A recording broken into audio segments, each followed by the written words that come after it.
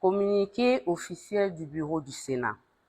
L'opinion tant nationale qu'internationale a suivi avec attention les propos tenus par le deuxième vice-président du Sénat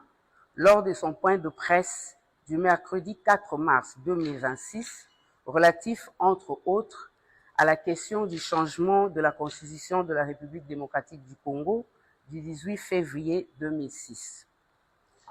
Le bureau du Sénat tient à préciser avec la plus grande clarté que ces déclarations ont été faites à titre strictement personnel et ne l'engagent en aucune manière ni l'institution sénatoriale dans son ensemble. Dans un contexte national marqué par l'agression dont notre pays est victime et qui exige plus que jamais responsabilité, retenue et sens élevé de l'intérêt supérieur de la nation, le bureau attire l'attention de tous les sénateurs sur toute prise de position individuelle susceptible d'entretenir la confusion au sein de l'opinion. Il rappelle que les institutions de la République doivent demeurer des espaces de cohésion,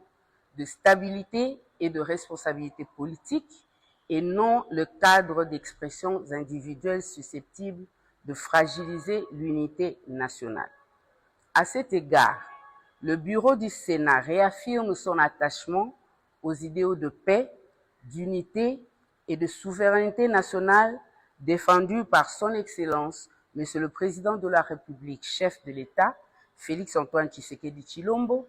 et appelle l'ensemble des acteurs politiques et institutionnels à faire preuve de discipline républicaine et de solidarité nationale.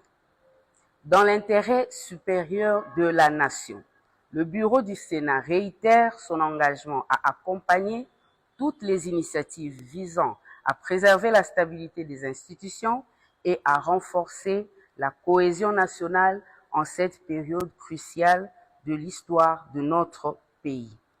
Ainsi fait à Kinshasa, le 6 mars 2026, la rapporteure porte-parole du Sénat.